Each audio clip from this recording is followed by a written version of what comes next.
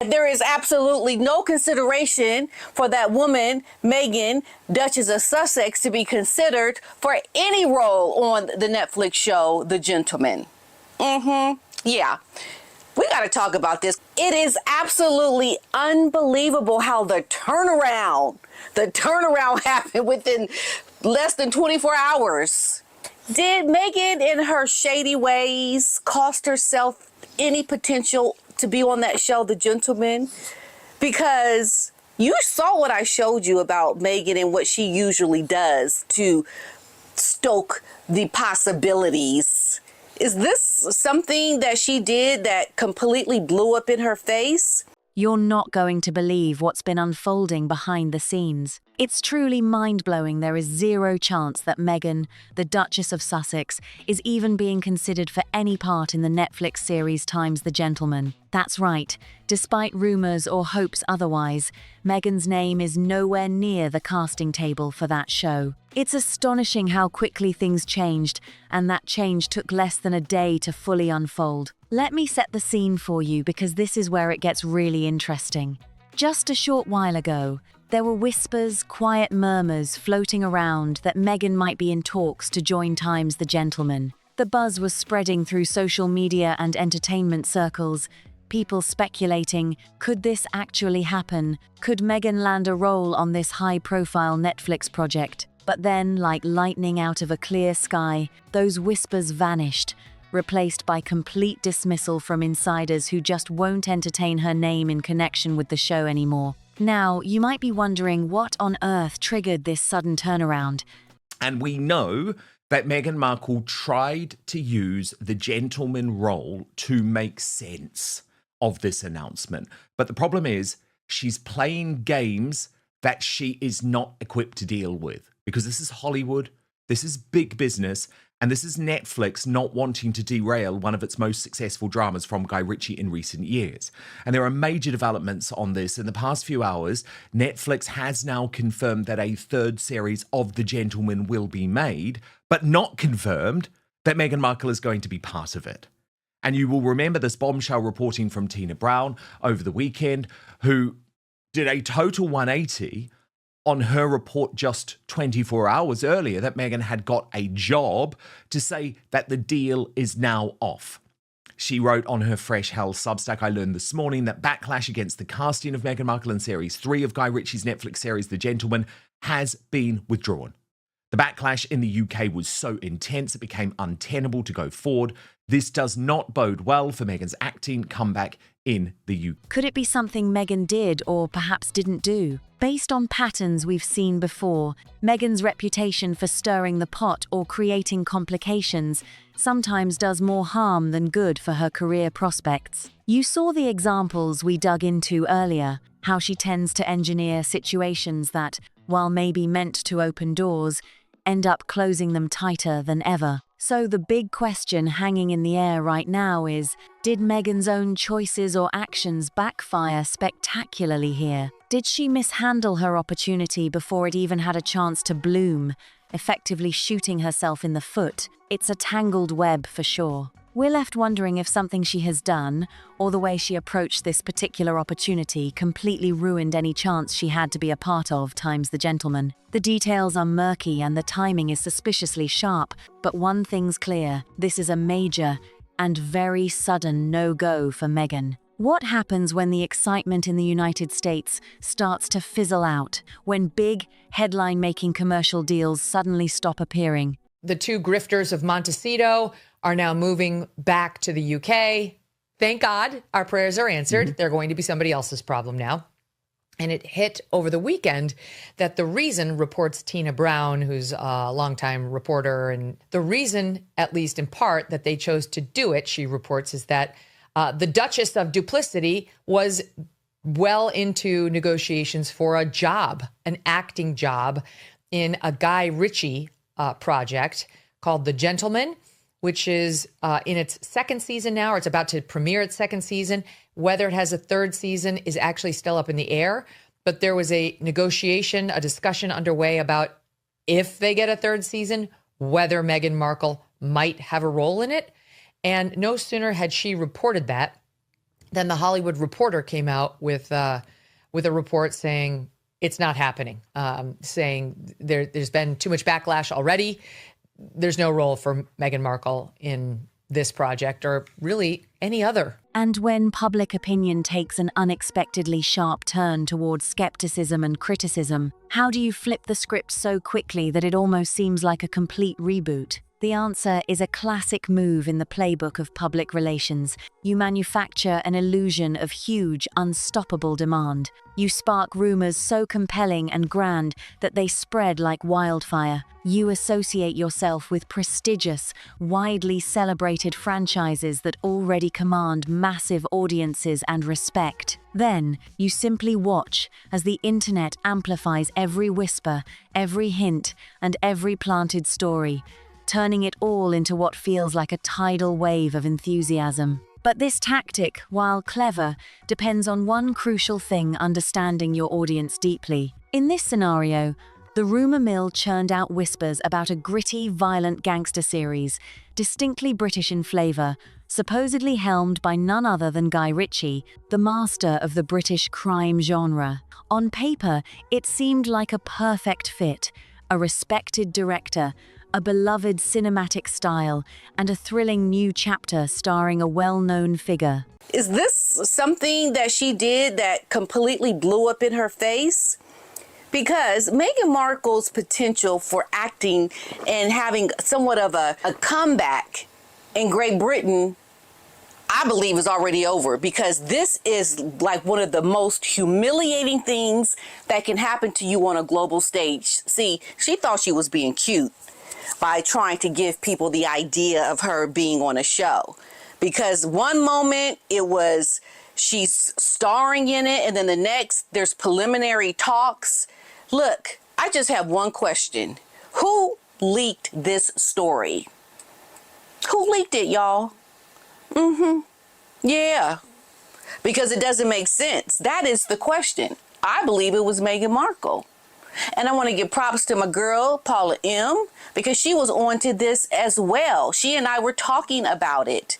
And she was of the mindset, or actually she knew people that actually heard about what Meghan actually did. So she knows some people, okay?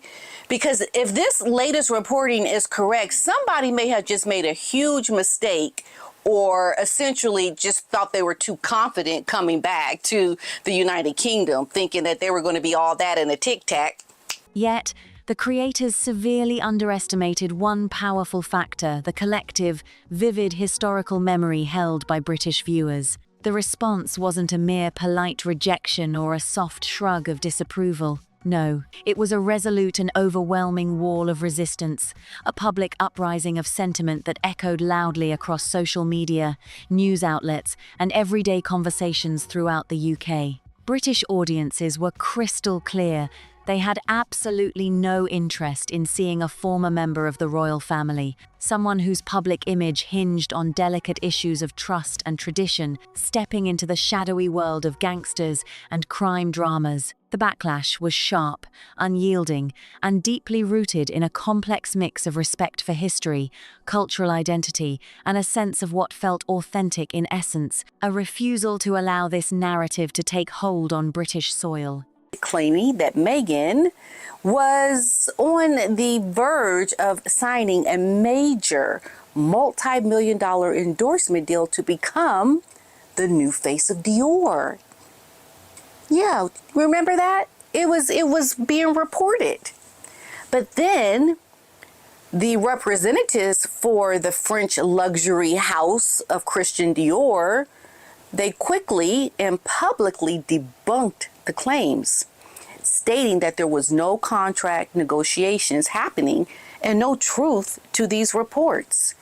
So this information got sent over to these reporters. They printed it, and suddenly Dior is having to kind of say, hold up, wait a minute, that's not true. Imagine a commercial brand suddenly morphing into a disinterested gangster, and then watching as it starts tearing down cherished British institutions, institutions that were carefully woven into a beloved British cultural show. This wasn't just any gaffe, it sparked outrage so intense that commentators and industry insiders, who at first took the casting rumours at face value, found themselves in a precarious position. Faced with mounting backlash, these same voices had to dramatically backtrack, performing a complete 180-degree flip on their stories. What was once confidently reported as a sure thing was swiftly declared dead on arrival, effectively snuffed out before it could even take off. This public fallout wasn't just a simple misunderstanding or a casting decision gone awry, it was a full-blown meltdown played out in real time. The spectacle itself invites a much bigger question lurking beneath the surface: why release this story now, right at the moment when news broke that Harry and Meghan were urgently planning to spend an extended stretch back in the UK? The timing feels too precise to be accidental, almost as if there was a strategic play unfolding behind the scenes. Actually, the gentleman role was Meghan's cover. It was just that, a cover story that the mainstream media brought into. Because anyone with a brain knows you don't move your family, you don't change what school your kids are going to because you've got a bit part role in a very limited series where you could move and commute for a matter of weeks. As the royal YouTuber Neil Sean put it, it was never on. I know, Guy Ritchie, total fabrication that you, speaking to Tina Brown, and the rest of the media decided to run with. But what you are seeing here is the gullible fools in the mainstream media and the royal rota desperately try and cling on to the one relationship they have left, Liam Maguire lying to them about the couple's plans. So the Sun on Sunday desperately trying to say, no, Meghan Markle is still in talks. She is still in talks. And maybe she is. But the point is, she lied in the first place. She said that this role was a done deal. It was not. So you should not trust her. To truly grasp why this whole fiasco impacted Meghan so deeply, we need to peel back the layers and dive into the deliberate timing of the leak. This wasn't just a random coincidence. It was a calculated move designed to shape narratives and influence public perception right when the Sussexes were making headlines for their return plans.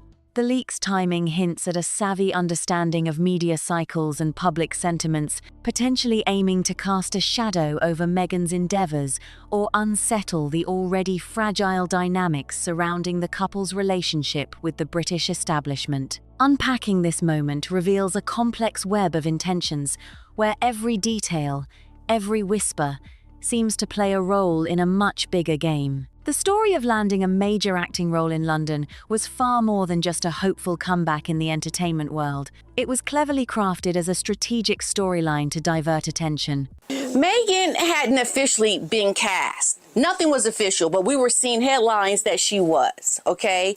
Now, there was no Netflix announcement. There was no Guy Ritchie announcement saying that we're going to have Meghan in our third season. There wasn't even an official commissioned season 3 for that matter. So how can you even have someone attached to something that wasn't even confirmed to even be in production?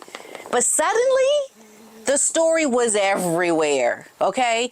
Meghan Markle in talks for the gentleman. That was everywhere. There was Meghan's comeback, Meghan returning to television in Great Britain, Meghan's new UK role. And before the ink was even anywhere near the paper, the British public reacted. Now, this is the other thing that they're saying, and apparently they didn't react well. Okay? And now the potential role is reportedly, poof, gone. For weeks, rumors and speculation had been swirling around this high-profile couple. People were asking, why suddenly shift their base back toward the UK after years of establishing a life in the United States? The timing was no coincidence. With rising legal challenges piling up on the West Coast, looming questions about immigration paperwork, creating headaches, and a noticeable downturn in their Hollywood opportunities, they found themselves at a crossroads. The need for a polished, respectable reason for the sudden move became glaringly obvious. Faced with the rather unflattering reality of potential legal battles and a public narrative focusing on financial and personal setbacks, it was essential to come up with a storyline that would resonate positively with the media and the public. Imagine the difference between headlines shouting about a high-profile duo scrambling to escape mounting legal and financial scrutiny in California versus a glamorous story about them crossing the Atlantic for an exciting, prestigious acting role on a major hit TV series. The contrast couldn't be sharper. This wasn't just a random piece of news, it was a carefully orchestrated message designed to reshape the conversation completely. The plan was classic: leverage the promise of a promising Hollywood comeback to shift focus away from controversies and redirect public attention to a narrative filled with ambition, success, and new beginnings. Why does she want to come home? Well, one source today told me that she is a new woman and that her attitude has changed, that she has a hide like a rhino, and that she feels safe returning because she now has people around her dedicated to protecting her. Obviously, the implication being that the men in grey suits did not try and protect her, sold her down the river, sacrificed her to make William look good. We've seen all those allegations, haven't we? We've seen all the allegations, the bridesmaids' dresses, the, this, that, and the other, etc., etc., etc. But it's still, it's a fairly inadequate explanation, to be fair. That she feels she's got a better team now, or an independent team. Of course, none of it makes sense. The only thing that makes sense is what I have been reporting for years. Prince Harry is deeply unhappy. Prince Harry increasingly realised that Meghan Markle was playing him.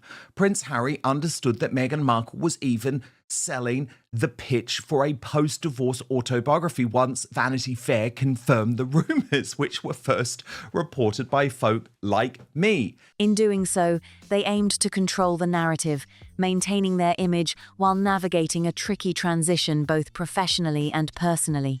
Imagine this: you're trying to pull off what looks like a bold career victory, a savvy, calculated power move, but beneath the surface, it's actually desperation disguised as confidence. That's the reality in the cutthroat world of Hollywood, where the unwritten rule is simple but ironclad: never, and I mean never, announce a contract before it's fully signed, sealed, and delivered. Yet here comes the shocker. Someone's flaunting a deal to the media like it's already set in stone, waving an imaginary contract in the spotlight when, in fact, there's no ink on any official papers. This isn't just a minor slip-up. For the industry insiders, it's like tossing the most sacred guideline out the window. You only show off a contract when it's real, not as a tactic to pressure a studio into a corner or to pull an illusion of relevance out of thin air. Can we take a moment to really soak in the sheer audacity of pulling off such a move? Picture this: headlines splashed everywhere saying you're about to take over a prestigious, well-known British television series, as if you're packing your bags, ready to move across the pond for the sake of your craft. But hold on. The catch? There isn't even a draft fully agreed upon yet, let alone a signed commitment. You're not simply transitioning careers. You're essentially living in a fantasy that you're trying to project as reality, pure, unfiltered ambition spoken aloud before the facts even exist. This kind of stunt? It's no subtle statement of intent. It's more like shouting your dreams at the top of your lungs and hoping they materialize. Real professionals don't torch their options, cause friction with studio heads, or publicly embarrass themselves by leaping before they look. So, this isn't just risky, it's a textbook example of wishful thinking amplified to the max, with very shaky footing beneath it. Imagine receiving a mysterious phone call, no caller ID. just a blocked number delivering a cryptic message about an upcoming premiere party that suddenly bursts onto the media scene. This isn't just a random scandal, it's a carefully rehearsed routine, a tried and true script we've seen unfold time and time again in the world of celebrity public relations disasters. The pattern is eerily familiar and all too predictable. Cast your mind back to another headline-grabbing frenzy,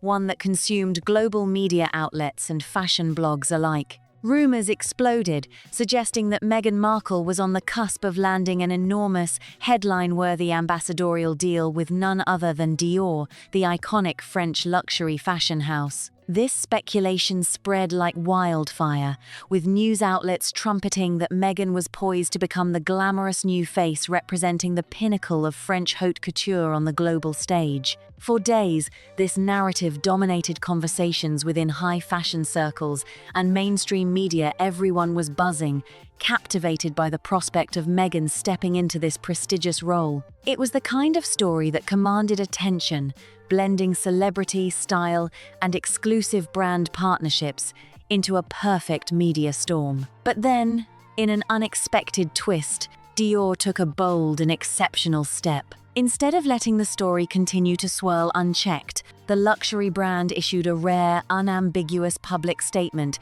decisively shutting down the rampant speculation. Their message was crystal clear.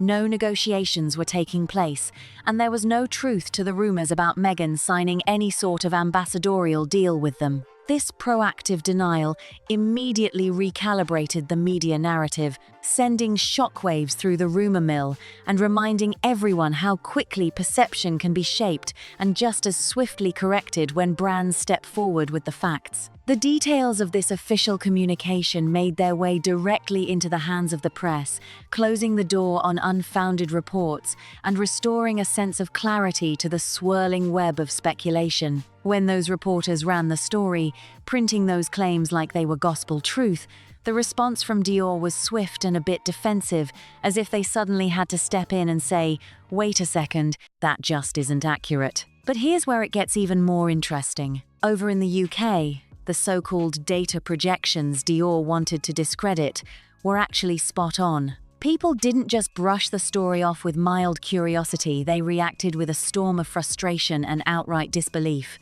Scroll through any comment section or social media feed during that time, and you'd see a remarkably consistent message echoing loud and clear: the UK audience was absolutely not interested in playing along with what felt like a carefully crafted Hollywood redemption storyline. It wasn't just a television program. It felt like a high-stakes cultural moment where the entire nation was watching. British viewers had been witness to years, sometimes decades, of intense criticism aimed not just at Meghan herself, but often at the royal family as a whole, including the late Queen Elizabeth II. This wasn't just about a celebrity profile. It touched deep into a shared sense of national identity and respect for long-standing traditions. People felt like the show was trying to give a front-row seat to the very person who had been at the center of many public controversies, potentially rewriting the narrative without acknowledging the wider impact of those headlines. It was as if the UK was refusing to be a quiet backdrop for a story that seemed pre-selected and polished for prime-time television, something that didn't align with the complex realities they had lived through. The leak, it turned out, was designed very intentionally to paint Meghan as in high demand, creating buzz and anticipation, yet, ironically, it only sharpened the divide between the show's glossy intentions and the public's simmering skepticism. As she ambitiously set her sights on larger, high-profile global projects, hoping to elevate her career to new heights, the reality hit hard and fast. Instead of gaining momentum, she inadvertently revealed a glaring absence of real industry support or traction. What was meant to be a dazzling step forward turned into a public eye-opener, forcing major newspapers, respected industry journalists, and even representatives from streaming platforms to step in and clarify a harsh truth. there was no evidence to suggest she had been offered any substantial roles or opportunities. Far from projecting an image of power and influence, the entire saga highlighted a palpable vulnerability that had been lurking beneath the surface all along. This wasn't just about a missed contract or a failed casting call. It was a revelation of how quickly carefully crafted public facades can unravel under scrutiny. Her public responses felt frantic and impulsive, almost like reflexes kicking in before reason could catch up. In a bid to combat negative headlines and regain control of her narrative, she tossed out claims that seemed more reactive than strategic, creating a swirl of confusion instead of clarity. It was a vivid example of how the pressure to maintain a certain image in the spotlight can sometimes lead to missteps that only deepen the cracks. When it comes to her attempts to break through in the American entertainment market, this unfolding embarrassment brings us face to face with an unavoidable, weighty question. What happens when the gates close firmly and simultaneously around someone? Imagine being shut out by the entertainment industry, the British public, and even the royal family all at once. There's a finality to that kind of rejection that's both sharp and undeniable. The widely circulated gentleman narrative, which once shaped public perception, now seems completely defunct, a chapter closed for good. This confluence of rejection isn't just a minor setback, it signals a profound, irreversible shift in how her story is moving forward. The stage is set for what promises to be a difficult reckoning, as doors that once might have opened are now firmly sealed. A dramatic turning point has arrived in the ongoing saga of Sussex, a striking shift in the old strategy of wielding royal connections to command instant influence. The golden age when simply being linked to royalty could open any door, especially in the dazzling world of Hollywood, has officially passed its prime. Today, a new reality has set in. The global audience, entertainment insiders, and even royal enthusiasts have developed a kind of immunity, almost a blindness, to the carefully crafted PR tactics that once dominated headlines worldwide. The playbook that once guaranteed international attention now falls on deaf ears more often than not. We are witnessing nothing less than the unraveling of a once thriving comeback model, built on self-made narratives and high-profile alliances. For years, the prevailing belief was simple but powerful: if things didn't pan out within the strict confines of the royal institution, an expansive empire awaited just across the ocean. A world of limitless red carpets, prestigious acting roles, and unparalleled global influence supposedly beckoned under the warm California sun. This empire wasn't just a dream. It was sold as a natural next step, a promised land of fame and fortune beyond the palaces. But the fantasy is rapidly fading. American projects that once promised star power and reinvention are stalling, hitting roadblocks that haven't been widely publicized, but are very real. Meanwhile, back in the UK, the doors that once might have swung open to those with royal ties have tightened shut, leaving fewer opportunities and mounting obstacles. The grand stage on which this royal Hollywood dream was meant to unfold has shrunk drastically, shrinking down to a footprint so small it's almost suffocating. If you're watching closely, the picture becomes clear. A prestigious legacy does not guarantee effortless success beyond those legacy walls. It's a sobering reality check on what happens when influence is built more on image than on enduring connections and consistent work. In this shrinking arena, the stakes are higher, the margins are thinner, and every move is scrutinized under an unforgiving spotlight. The dream of a glamorous, unstoppable comeback has evolved into a tense, high-wire act with no safety net in sight. As we dive deeper into this raw and revealing glimpse behind the scenes of media power plays, there's a fascinating transformation happening with this woman. She's no longer the fragile figure we once saw. She's developed a thick skin, almost like a rhino's hide, one that shields her from the constant barrage of scrutiny and pressure. What's even more striking is her renewed sense of safety and confidence in stepping back into the spotlight. It's clear she feels protected now, surrounded by a team fiercely committed to defending her interests and standing by her side. This shift signals a profound change in her world, a far cry from the days when she seemed essentially unguarded and isolated. The weight of what's left unspoken here is heavy. The subtle yet unmistakable message is that these so-called guardians in the background, the shadowy men in grey suits, didn't have her back when she needed it most. Instead, the implication is chilling. She was sacrificed, left vulnerable and pushed aside, all to polish someone else's image, particularly to bolster William's reputation. We've heard the whispers and seen the cracks in that narrative, those allegations that floated to the surface, the parallels drawn, the examples reckoned with. You recall the stories, the bridesmaids' dresses controversy, the seemingly petty disputes, the undercurrents of tension that hinted at a much deeper divide. These scattered pieces add layers of intrigue and sorrow to the story, painting a picture of someone tirelessly trying to navigate a maze that was often anything but fair.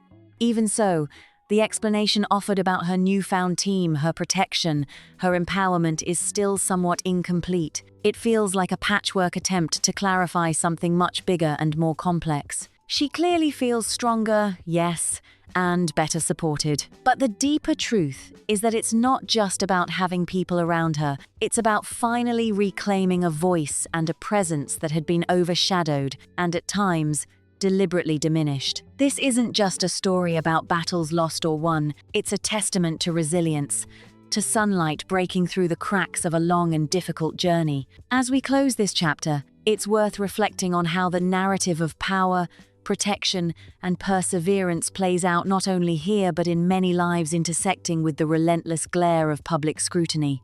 The story invites us to look beyond appearances, to acknowledge the unseen struggles, and to appreciate the strength it takes to rise again, shielded not just by armor, but by chosen allies who genuinely have one's back. If this deep dive into the intricate web of media, power, and personal transformation captivated you, don't forget to show your support. Hit that like button, subscribe for more eye-opening stories, share this with your friends who love a good behind-the-scenes reveal, and drop your thoughts in the comments below. We want to hear your take on this gripping saga. Thanks for watching.